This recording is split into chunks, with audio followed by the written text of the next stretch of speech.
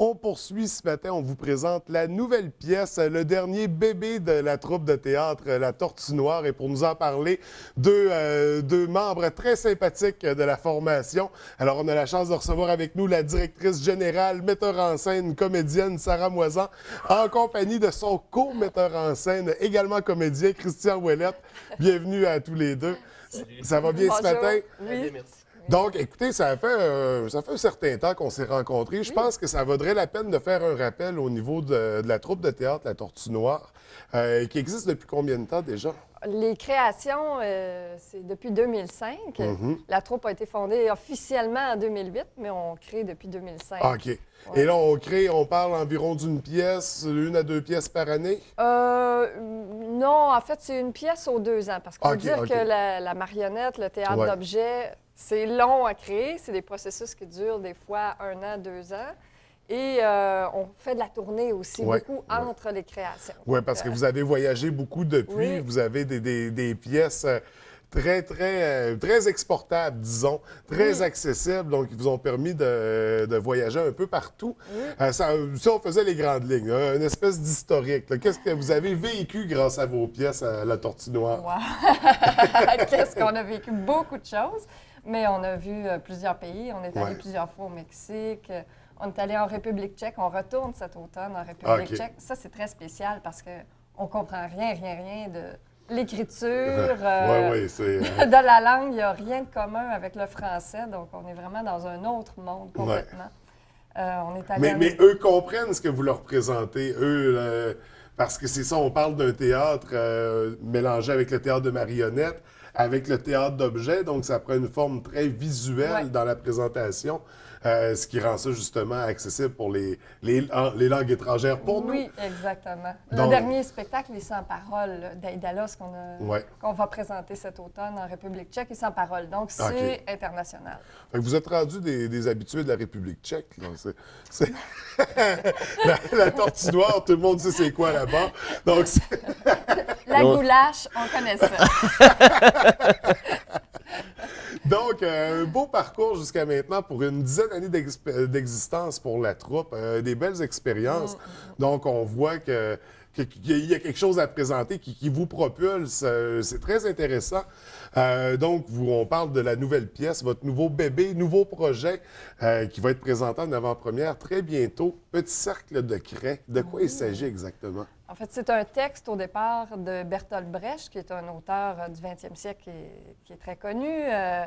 Donc, moi, j'avais envie de monter un projet avec Christian, avec qui j'avais déjà travaillé comme comédien, qui m'a déjà dirigé comme metteur en scène. OK. Là, j'avais envie de travailler avec lui, moi, comme metteur en scène, sur ce texte-là, qui est normalement un texte de 3 heures avec 50 personnages. Donc, nous, on a réduit... en adaptant là, pour la marionnette, on a réduit ça à 1 heure. OK. Ça a foulé. Oui, c'est ça. C'était tout qu'un défi. Ouais. Donc, c'est une pièce qui raconte l'histoire de Groucha, qui est une femme de cuisine, qui se retrouve à prendre l'enfant de la gouverneure qui vient d'être assassinée. Son mari a été assassiné, elle a été assassinée. Oui. Elle récupère l'enfant, se sauve avec l'enfant pour le sauver de la mort. OK. Donc, c'est tout son voyage. C'est très amusant. On passe par beaucoup de lieux, beaucoup d'émotions à travers ce périple-là. C'est ça, l'élément de départ qui est la révolution. C'est pour ça que le gouverneur est mort. C'est pour ça que la bonne femme, elle s'enfuit avec ses bijoux puis ses robes, elle se dépêche puis elle laisse son bébé là, finalement. Puis c'est pour ça que la servante, la fille de cuisine, le ramasse. Mais même si l'élément de départ est dramatique, on n'est pas dans le drame tout le long. Non. C'est vraiment pas. Et puis, elle se trouve à s'attacher à cet enfant-là qui n'est pas le sien au départ, mais elle l'élève comme le sien. Et après, elle ne veut plus rendre l'enfant. Donc, c'est... Donc, une belle histoire, C'est une belle qui histoire. vient chercher le monde, mais qui fait passer par toute une gamme d'émotions. Parce que c'est amené aussi avec un grain de... Je veux dire, on veut pas que les gens partent de là, la tête entre les 2 jambes non plus. Donc, c'est agréable, il y a du plaisir au travers de tout ça. Une expérience à découvrir. Toi, Christian, tu es comédien dans la pièce. Également, tu participes à la mise en scène avec Sarah, donc tu l'assistes à ce niveau-là, mais tu es metteur en scène. Tu as mis en scène quelques projets par le passé. Oui. Est-ce que tu es plus comédien, plus metteur en scène? Comment tu te définis à ce niveau-là? Pour ce projet-là spécifiquement, je dirais que je suis plus comédien, marionnettiste, manipulateur. OK. Mais Sarah m'a laissé une très grande place. On décide ensemble. Ouais. Nos idées se valident ensemble, se C'est un complètent, travail d'équipe, s'harmonisent là. On vraiment. Il symbiose. faut toujours consulter et vice-versa aussi parce que j'ai l'honneur d'avoir été choisi par Sarah, entre autres, peut-être à cause de mes goûts et de ce que j'aime faire en théâtre. Sarah et moi, ça fait longtemps qu'on se connaît. Elle se souvient de ce qui a animé mon enfance aussi, où j'avais un petit théâtre dans une grange, où j'avais un petit théâtre de marionnettes, où on a déjà fait la crèche dans le bas du sapin chez eux. C'est peut-être un paquet de petites affaires qui a Avec une fait, vieille amitié. oui, là, qui a fait en sorte qu'elle dit, ben Christian, j'ai envie de faire de la popette avec toi. J'ai envie de jouer dans la crèche. C'est un peu cette idée-là de départ, l'esthétique de la pièce, un côté, on fait du théâtre dans la grange, donc un peu vintage. Vieux cossins dans des caisses en bois. Donc, c'est comme si on se ramassait dans une sorte de grenier, finalement, puis ils ont un paquet d'affaires pour raconter une histoire. Ils vont utiliser des objets, des vieilles images, des bouts de tissu pour raconter une affaire absolument épique et grandiose. Fait que pour vous deux, vous revivez un délire d'enfance. Ça. Oui. C'est de ramener ce que vous faisiez tout jeune, cette passion-là qui vous a unis quand vous étiez des enfants, puis qui fait que vous travaillez encore ensemble aujourd'hui. Donc, une belle histoire d'amitié au travers du théâtre. Je trouve ça vraiment intéressant comme aspect. Au niveau de l'implication dans la troupe, toi, Christian, ça fait combien de temps est-ce que tu es là depuis les débuts ou tu t'es joué en Non, cours de... c'est Sarah qui est venue me chercher OK. l'année passée, l'hiver dernier, en fait, parce qu'on a commencé à travailler, à rechercher, à faire du... Parce que pour que ça ait l'air du théâtre d'enfants, il faut travailler, tu sais. C'est du beau catinage, mais pour que le catinage soit théâtral, ça prend beaucoup de travail, puis beaucoup de rigueur, puis beaucoup de recherche aussi. Trouver les bons objets, les bonnes affaires pour que ce soit intéressant. C'est pas Intéressant pour les enfants, mais qui a un niveau pour les adultes aussi. Ah, là, oui, un peu. mais- Ouais, c'est pas une pièce pour enfants. Non. Faut Non, bien non, dire c'est que ça, c'est pour ça que... On a l'air Non, de deux c'est- enfants, mais en fait, c'est très... C'est ça. Mais oui, ça s'adresse aux adultes, peut-être aux familles, Sarah. On Ouais, se le demande encore. en Donc, fait. c'est qu'il y en a pour tout le monde. Là. Il y a un Oui, degré oui. pour les enfants, il y a un degré pour les adultes. Puis je pense que c'est un peu comme ça qu'on pourrait définir les pièces de la Tortue Noire en général. Quand on parle d'une grande accessibilité, c'est aussi à ce niveau-là. Donc, tout le monde peut prendre son pied, tout le monde va avoir quelque chose à tirer de ces œuvres-là. Toi, Sarah, est-ce que tu es là depuis les débuts? Est-ce que tu es la fondatrice de la Tortue Noire? Oui, moi, je fais partie des... Au départ, on était 4 membres fondateurs. Il y a Guylaine Rivard, Oui. Dany Lefrançois, Martin Gagnon et moi.